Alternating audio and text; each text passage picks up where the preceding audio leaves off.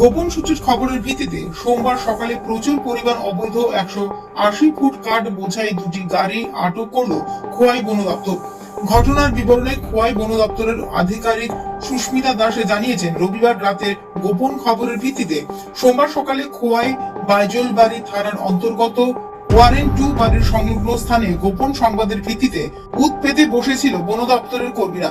যথারীতি সোমবার সকালে TR06 C1816 এবং TR01 BB1732 নম্বরের দুটি কাঠ বোঝাই গাড়ি আটক করেন। বন দপ্তরের খোয়াইয়ের আধিকারিক সুস্মিতা দাস জানিয়েছেন, এখানে প্রায় 180 ফুট অবৈধ কাঠ আটক করা হয়েছে, যার বাজার মূল্য প্রায় কয়েক লক্ষ টাকা বলে তিনি জানান। এই কর্মসূচিতে খোয়াইয়ের বন দপ্তরের আধিকারিক ছাড়াও ছিলেন খোয়াই জেলার বন দপ্তরের আধিকারিক অশোক কুমার, ছিলেন বন দপ্তরের রেঞ্জ অফিসার বিমল শুক্লা দাস, এছাড়া বন দপ্তরের অন্যান্য কর্মীরা উপস্থিত ছিলেন।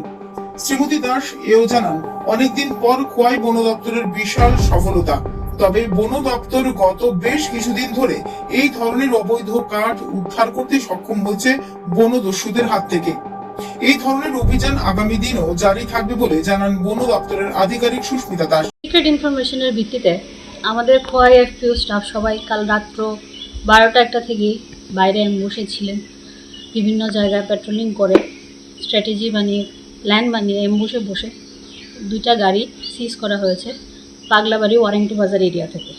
দুইটা গাড়িতে প্রায় 180 ফুটের মতো কাঠ রয়েছে এবং এই একটা সাকসেসফুল অপারেশনের পরে আমরা খুব খুশি এবং আমরা এটাই আশ্বাস করছি যে আগামী দিনেও এফপিও খোয়াই এরকম অপারেশন চালিয়ে যাবে এবং এসব ইলিগাল অ্যাক্টিভিটিগুলো বন্ধ করবে।